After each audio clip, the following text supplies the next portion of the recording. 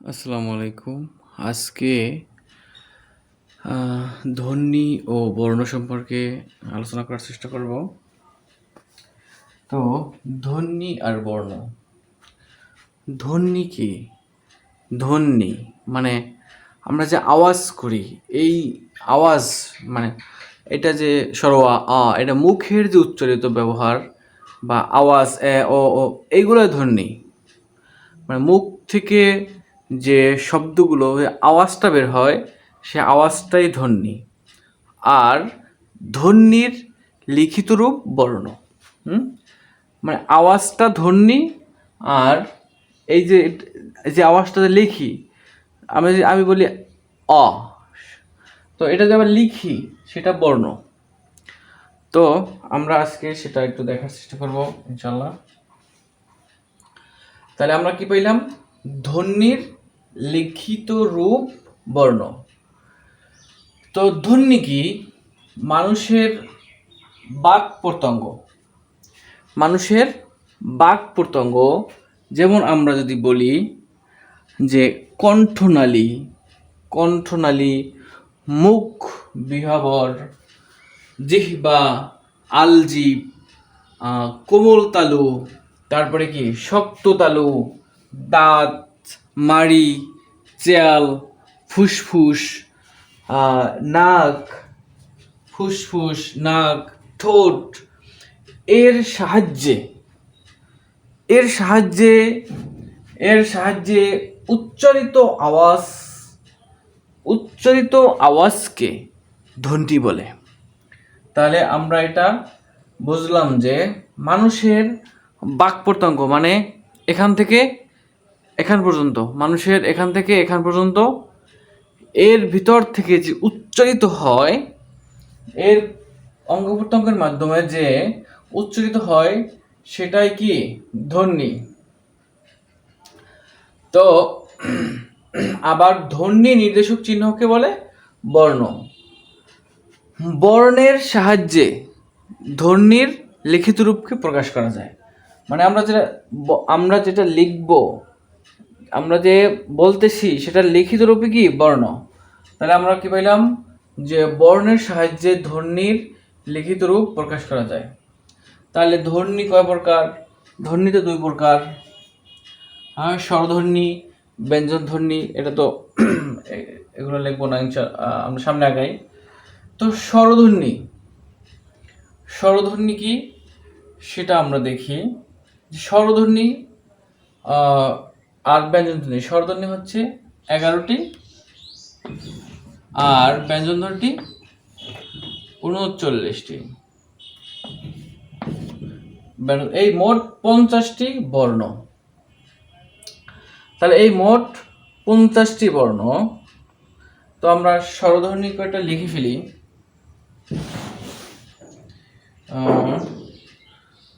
স্বর অ, আ,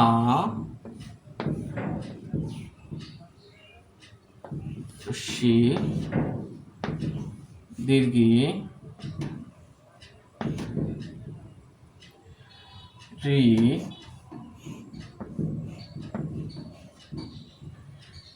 রি, রস্যি, দীর্ঘী, এ, ওই, ও, ও।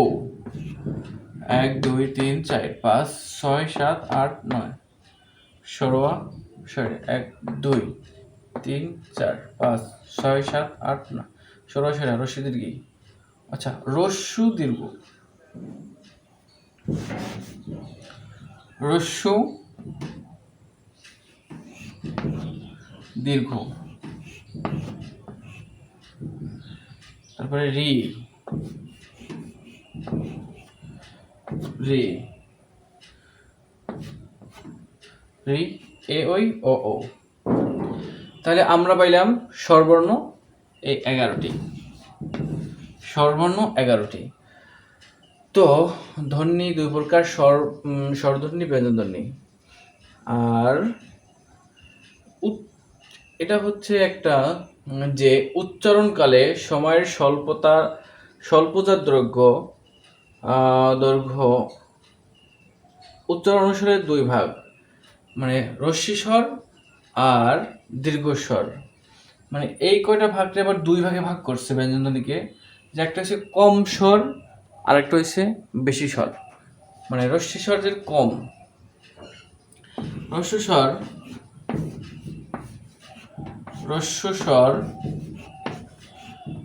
কম স্বর কি? কম স্বর হচ্ছে অ, ই, উ, অ, ই, উ আর হচ্ছে রি। তাহলে প্রথম শুরু আর কি, সরোয়া, রস্যি, রস্যু, রি, এটি হচ্ছে কম স্বর। সরোয়া, রস্যি, রস্যু, রি। আর হচ্ছে দীর্ঘস্বর।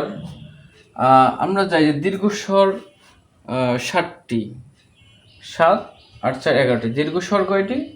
দীর্ঘস্বর 7টি। তাহলে বাকি যে কটা থাকবে সে কটা কি? বাকি যে কটা থাকবে সে কটা হচ্ছে দীর্ঘস্বর। বাকি যে কটা থাকবে যে আ, দীর্ঘি, দীর্ঘ,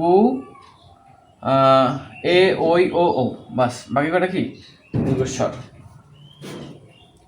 আমরা তাহলে পাইলাম। এবার দেখি আমরা ব্যঞ্জনধ্বনি। আমরা যদি ব্যঞ্জনধ্বনি দেখি, তো ব্যঞ্জনধ্বনি হচ্ছে 39টি। তো 39টি। তো ব্যঞ্জন, এটি স্বরধ্বনি। স্বরধ্বনি 11টি, ব্যঞ্জনধ্বনি 39টি। তার স্বরধ্বনি কি?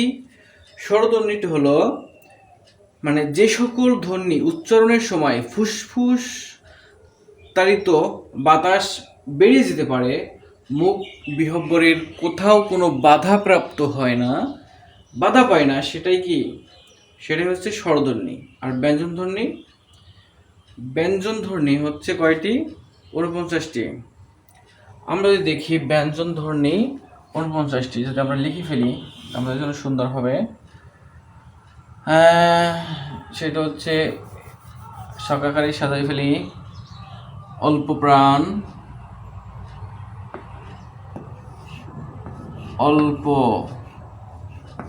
অল্প প্রাণ, মহাপ্রাণ, অল্প প্রাণ, মহাপ্রাণ, আর এসে নাসিক্য। তো অল্প প্রাণে কি? ক,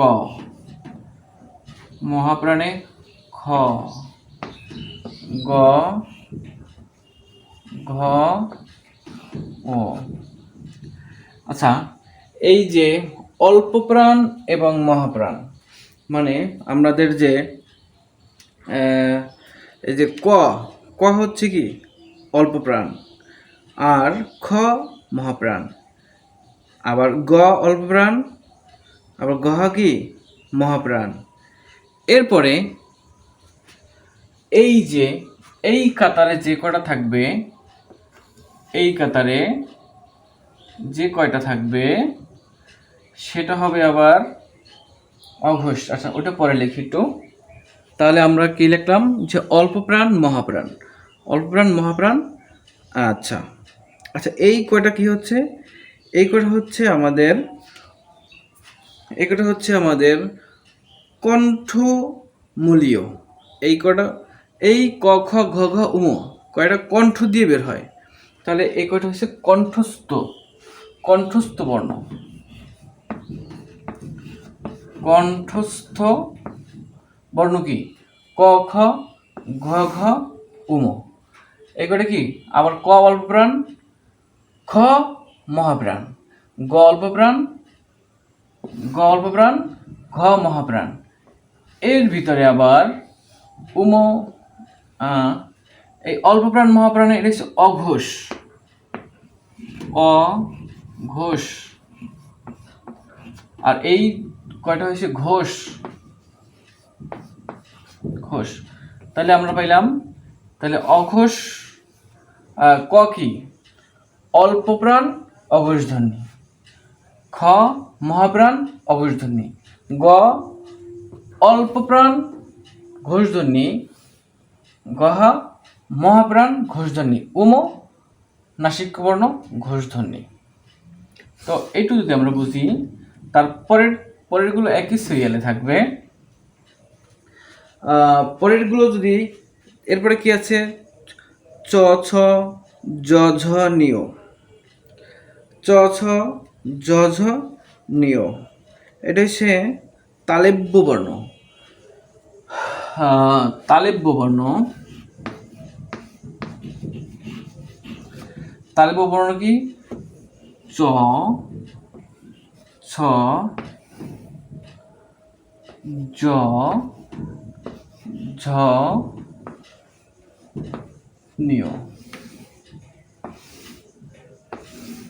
চ ছ জ ঝ নিয়। তালেব্য মানে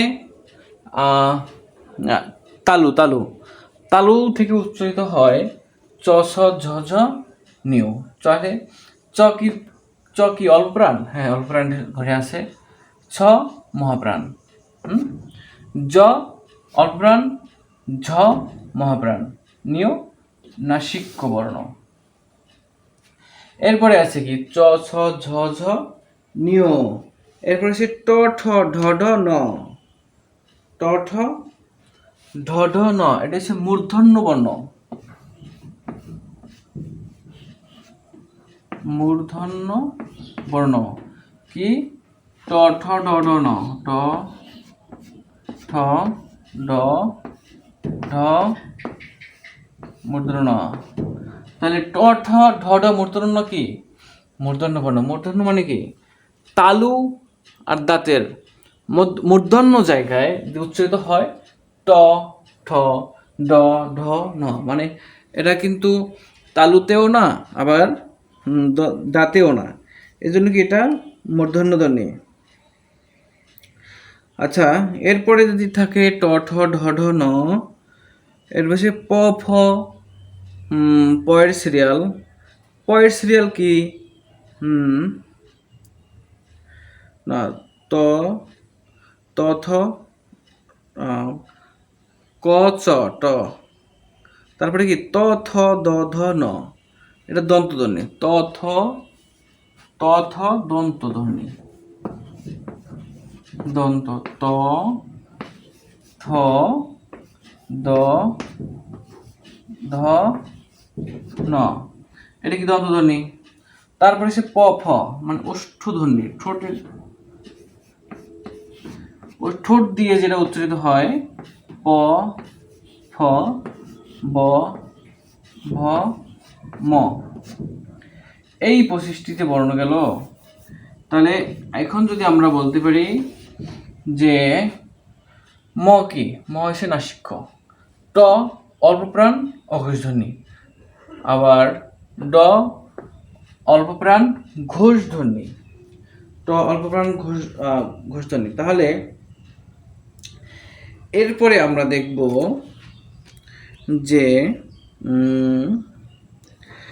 যে মাত্রা, আমরা জানি অর্ধমাত্রা 8টি, অর্ধমাত্রা 8টি, অর্ধমাত্রা 8টি। তো সেটা লিখে ফেলি যে অর্ধমাত্রা কি,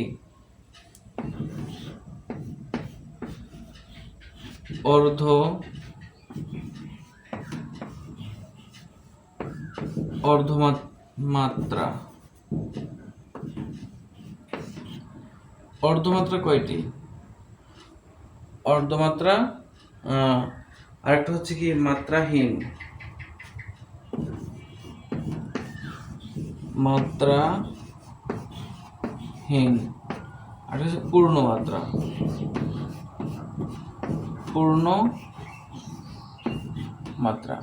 তা অর্ধমাত্রা যদি 8টি হয়, আচ্ছা 8টা মনে রাখার কি, অর্ধমাত্রা কিভাবে, যেমন আমাদের মনে রাখার টেকনিক হচ্ছে যে দাঁত 32টা, তাহলে এক পাটি দাঁতে থাকে 16টা, তার অর্ধেক হচ্ছে 8টি, আর মাত্রাহীন 10টি, আর বাকি থাকে কয়টি, পূর্ণমাত্রা 32টি, 32 আর 10 42 আর 50। ওকে, তো অর্ধমাত্রা 8টি, অর্ধমাত্রা 8টি, মাত্রাহীন 10টি।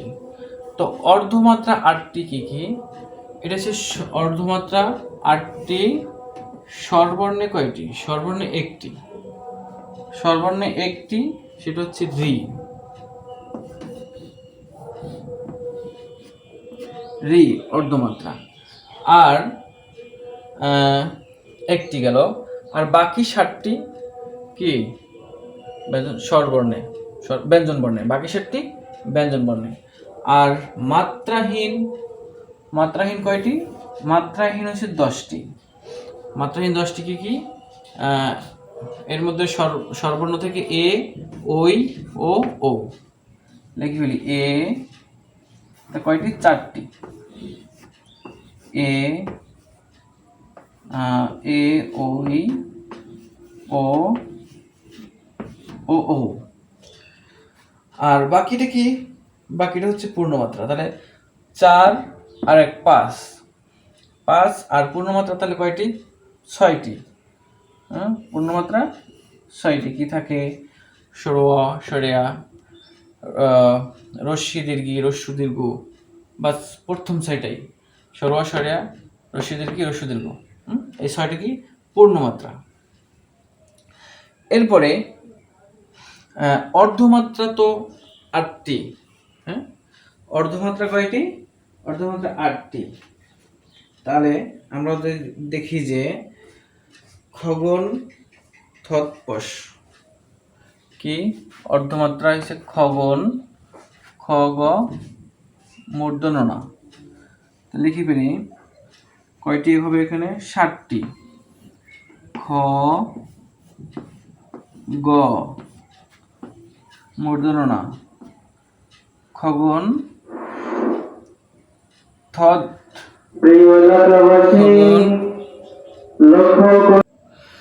তাহলে পাইলাম অর্ধমাত্রা 7টি, হচ্ছে খ গ ন, থ ধ প স। এরপরে আমরা যদি পড়ি মাত্রাহীন, মাত্রাহীন কি? উমনীয়,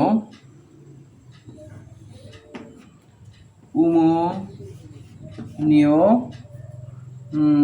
খণ্ডতা, অনুসার, বিসর্গ, আরেকটা হচ্ছে চন্দ্রবিন্দু। কয়টা হয়েছে? 1 2 3 4 5 6, 6 আর 4 10টি। পূর্ণমাত্রা বাকিগুলা, পূর্ণমাত্রা বাকিগুলা। তাহলে আমরা যদি এবার দেখি যে তরণজাত বর্ণ, তরণজাত বর্ণ কয়টি? 3টি বলে, 2টি বলে, বা কম্পনজাত বর্ণ, ভাইব্রেশন যেটা বলি। তরণজাত, তরণজাত, তরণজাত বর্ণ। তরণজাত বর্ণ কি হচ্ছে? তরণজাত বর্ণ হচ্ছে ডররা, ডররা, আর কি র, আরেকটা আছে র, কিন্তু রটাকে কি কম্পনজাত বর্ণ বলে। কম্পনজাত,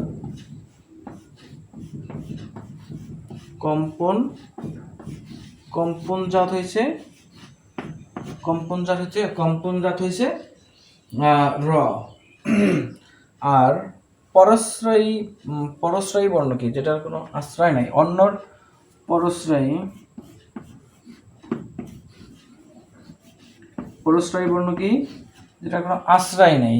এই যে এগুলা খণ্ডতা, অনুসার, বিসর্গ, চন্দ্রবিন্দু। খণ্ডতা, অনুসার, বিসর্গ, চন্দ্রবর্ণ। পরশ্রয়ী বর্ণ কি? পরশ্রয়ী বর্ণ হচ্ছে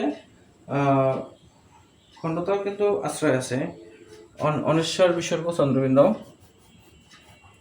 আর হচ্ছে পার্শ্বিক, পার্শ্বিক, পার্শ্বিক হচ্ছে ল। পার্শ্বিক কি? পার্শ্বিক হচ্ছে ল। পার্শ্বিক মানে কি? ল বলতে জিভটা যখন উল্টে যায়, 2 পাশ দিয়ে বাতাস বের হয়, সেজন্য পার্শ্বিক বলা হয়। তাহলে ধ্বনি বর্ণ, আজকের বেসিক এটুকুই। আল্লাহ হাফেজ, আসসালামু আলাইকুম।